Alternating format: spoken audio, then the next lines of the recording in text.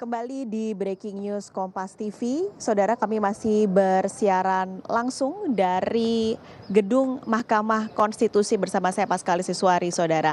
Dan siang hari ini saya sudah ditemani dengan Bivitri Susanti, pakar hukum tata negara. Mbak Bivitri, selamat siang. Selamat siang. Oke, thank you udah datang dan kita mau ngobrol-ngobrol, Mbak. Mungkin kita lihat dulu di sidang tadi pagi jam 8 pasangan 01 sudah membacakan permohonannya. Apa yang Mbak Bibif soroti dari yang terjadi di persidangan tadi pagi?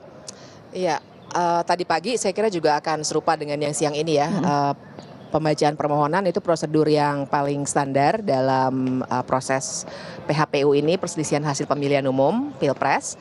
Dan dalam permohonan itu kita bisa lihat dengan terang sebenarnya apa petitumnya alias apa yang diminta oleh pemohon. Karena kan selama ini masih gosip-gosip begitu ya, sekarang sudah terang yang diminta misalnya diskualifikasi dan lain sebagainya. Kemudian kita juga sudah bisa melihat dari apa yang terjadi tadi pagi, sebenarnya dalil-dalil apa saja yang mereka kemukakan, dan itu artinya mereka akan wajib membuktikannya dalam masa pembuktian nanti ya, masih minggu depan saya kira. Itu yang tadi pagi terjadi. Iya, saya kira itu yang nanti juga akan terjadi untuk permohonannya 03 ya. Oke, akan mirip ya berarti ya. Tadi kan kalau kita simak ada soal aparatur negara, ada soal bansos, ada soal keterlibatan MK dalam pemilu ini. Akan mirip berarti ya nanti di 03? Saya kira akan mirip. Sebenarnya saya sudah baca di MK kan sudah dipublish, sudah ditaruh di websitenya MK permohonan mereka berdua. Jadi kemiripan itu akan muncul karena kita bisa melihat dari proses Pilpres kali ini kan memang dugaan kecurangannya itu lebih mengarah ke yang sifatnya terstruktur, sistematis dan masif.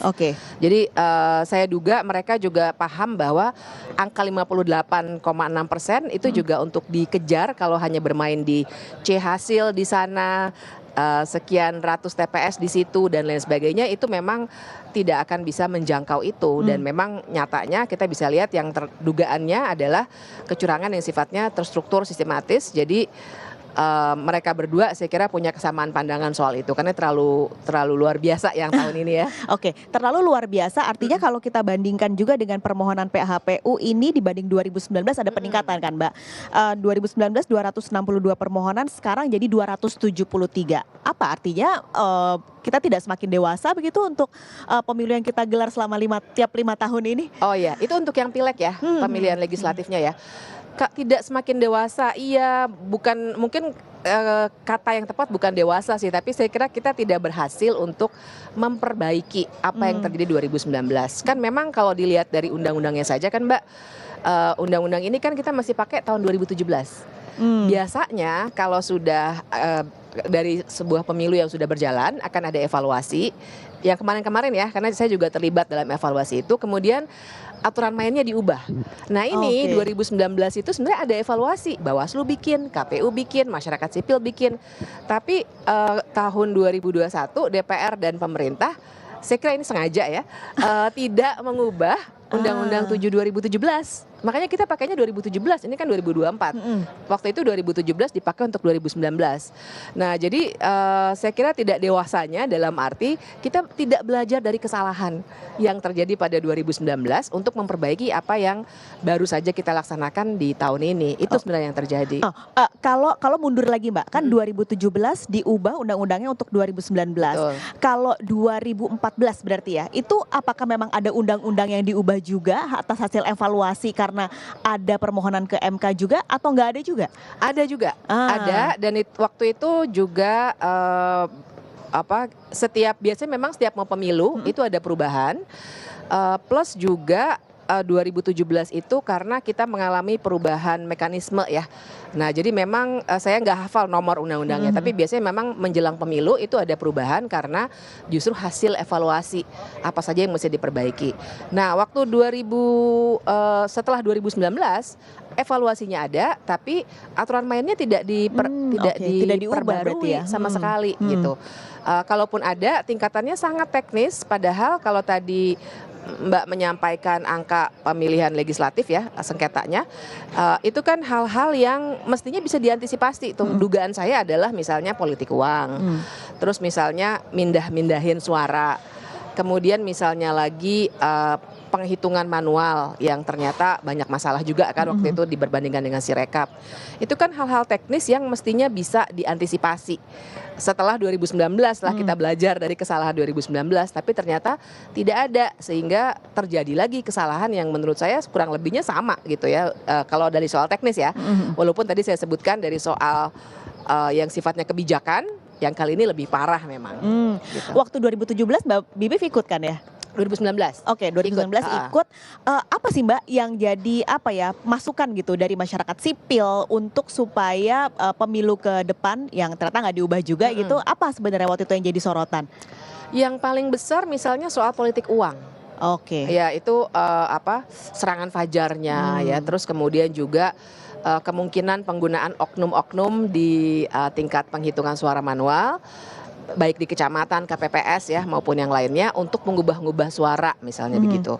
Kemudian juga ada masukan soal penggunaan Sirekap sebagai perbandingan misalnya. Kan kemarin kan di 2024 ini misalnya sempat dihentikan dulu misalnya begitu ya. Itu juga kami kaget semua, kok sekarang lebih parah sebenarnya. Malah dihapus ya tabulasinya. Iya, jadi sekarang lebih parah karena menurut saya memang ada masalah di KPU-nya sendiri ya. Karena memang kan KPU sudah berkali-kali dinyatakan bersalah baik oleh Dewan Kehormatan Penyelenggara Pemilu maupun oleh Bawaslu itu. Jadi yang sekarang ini tambah parah karena KPU-nya ternyata tidak profesional dibandingkan dengan yang dulu-dulu. Nah 2019 itu KPU-nya tidak separah sekarang. Dan waktu itu karena kesalahan tentu saja pasti ada ya karena manusiawi.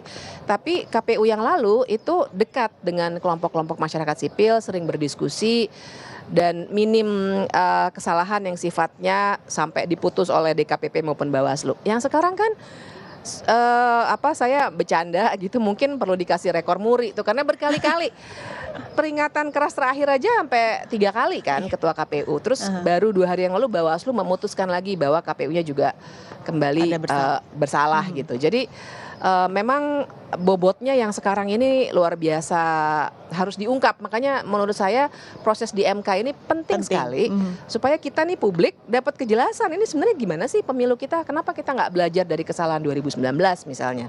Dan misalnya levelnya kebijakan itu yang didalilkan oleh tadi pagi 01 dan mungkin nanti 03 kebijakannya yang di mana saja tuh yang sebenarnya salah secara hukum. Kan kita selama ini ngomongnya di talk show kayak gini, di warung kopi ngomongin soal bansos dan lain sebagainya, tapi kan belum ada kejelasan, terutama dari aspek hukum. Sebenarnya terang kalau menurut saya itu salah gitu, tapi kan publik masih memperdebatkan karena belum ada kepastian dari lembaga hukum yang ada. Oke, ini berarti penting aku garis bawahi bahwa proses sidang di MK ini akan jadi hal yang sangat penting sebelum ketuk palu nanti di bulan Oktober untuk presiden disahkan gitu. Tapi nanti saya akan ngobrol lebih dalam Mbak. Ini sebenarnya jadi apa nih nanti yang publik harus ketahui dalam proses di MK ini yang akan panjang selama 2-3 minggu ke depan. Tapi jangan dijawab dulu Mbak Bibip, kita akan jeda sejenak. Breaking News Kompas TV segera kembali saudara.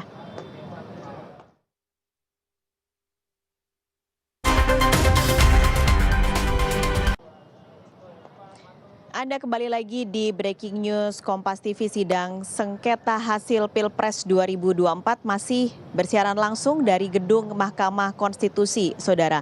Gambar yang Anda saksikan saat ini adalah gambar dari pasangan 03, Ganjar Pranowo dan juga Mahfud MD beserta tim kuasa hukumnya yang akan berangkat dari base camp mereka di Hotel Mandarin Jakarta menuju ke gedung Mahkamah Konstitusi.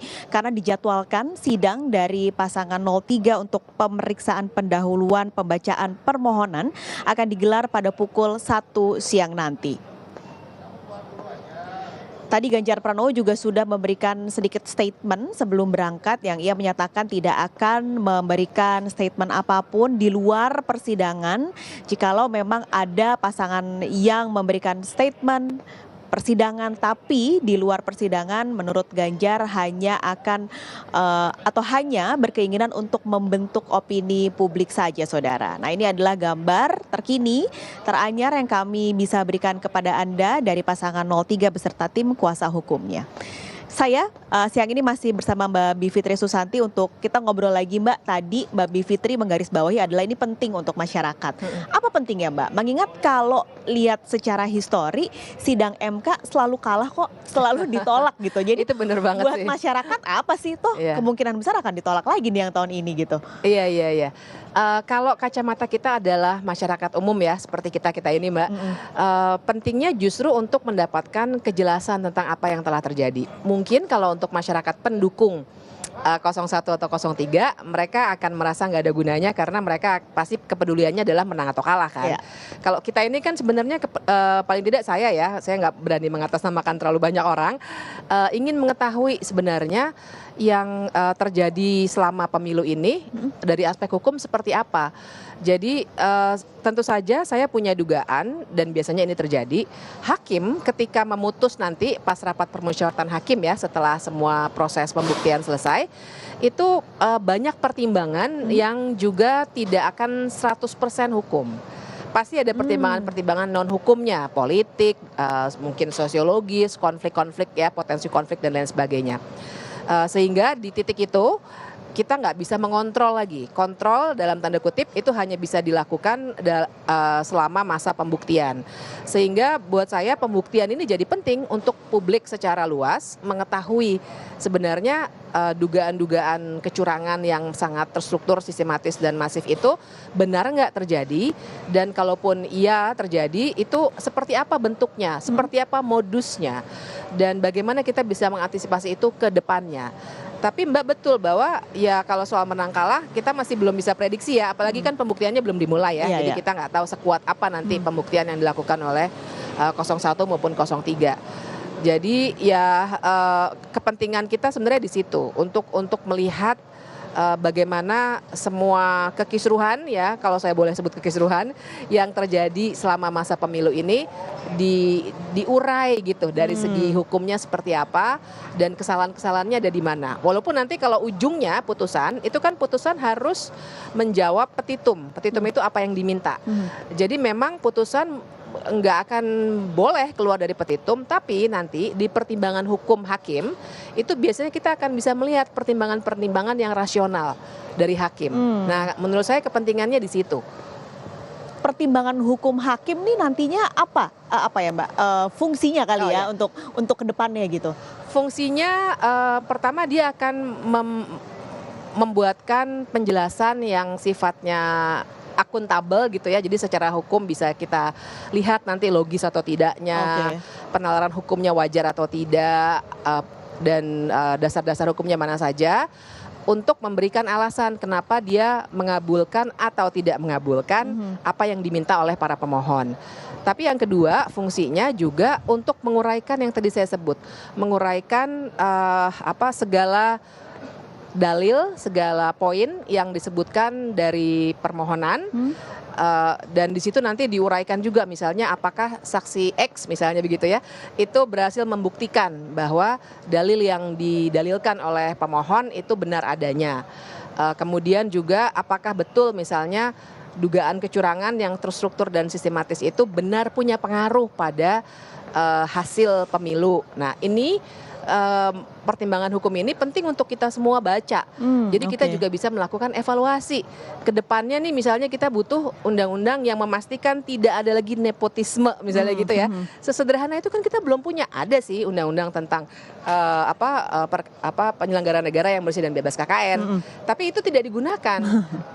Dan nyatanya MK sendiri kan menurut saya ya melanggar itu karena meloloskan Gibran yang anaknya presiden misalnya. Tapi kan pertanyaannya, kok bisa sih MK meloloskan hal seperti itu? Kenapa waktu itu Pak Anwar Usman tidak mengundurkan diri ketika ada benturan kepentingan? Nah, pertanyaan ini kan sebenarnya tidak mampu kita pecahkan sejauh ini. Nah, harapan saya paling tidak hakim itu seringkali seperti memberikan masukan-masukan apa yang perlu dilakukan. Ya misalnya yang kemarin tuh mungkin kaitannya sama pemilu juga, soal parliamentary threshold, batas yang 4% diributkan. MK kan seperti memberikan nasihat kepada pembentuk undang-undang supaya tolong nih parliamentary threshold-nya dibetulkan, diberi alasan rasional. Itu semua ada di pertimbangan hukum. Oke. Nah, itu yang saya kira juga penting untuk perbaikan pemilu kita ke depannya. Perbaikan yang mudah-mudahan diganti ya Mbak undang-undangnya di pemilu. Ya, Jangan menurut saya seperti harus 2017 diganti. ini. Betul. Jadi akhirnya banyak bolong-bolong dan kecacatan. Mm-mm. Kalau tadi Mbak Fitri juga bilang kontrol. Ini apa? Masyarakat bisakah ikut mengontrol Iya. proses ini, Mbak? Tidak bisa mengontrol langsung sih. Kontrol itu dilakukannya oleh tim para pemohon ya, 01 dan 03. Tapi kontrol yang saya maksud adalah bahkan misalnya Kompas TV sekarang melakukan acara seperti ini kan bentuk kontrol publik supaya tidak ada hukum acara yang menyimpang. Oke. Misalnya hakim kelihatan terlalu berpihak. Ketika disiarkan langsung, kita publik jadi bisa melihat, dan kalau memang terjadi hal seperti itu bisa saja misalnya diadukan ke Majelis Kehormatan Mahkamah Konstitusi Oke. yang sekarang udah bertugas nih, lebih permanen kan sekarang ya, dan setahu saya mereka sudah melakukan pengawasan juga. Dan kontrol lainnya adalah dalam arti nanti itu selama masa pembuktian juga sebenarnya publik bisa memberikan yang namanya amicus curiae, friends of the court, jadi kawan-kawannya pengadilan, MK dalam hal ini, yang bisa memberikan masukan kepada para hakim untuk membantu mereka dalam mengambil putusan. Itu di sidang-sidang yang lain, bukan pilpres sih, pernah terjadi tuh misalnya waktu kasus Ahok, kasus Fathia dan Haris kemarin di Pengadilan Negeri Jakarta Timur, itu ada puluhan yang memberikan amicus. Nah, yang sekarang saya dengar beberapa akademisi juga sudah mengumpulkan amicus, dan ini yang akan pertama kali terjadi untuk sengketa PHPU Pilpres. Oke, ini menarik. Nanti kita bahas soal amicus ini Mbak lebih dalam. Tapi kita akan jeda sejenak saudara. Breaking News Kompas TV segera kembali.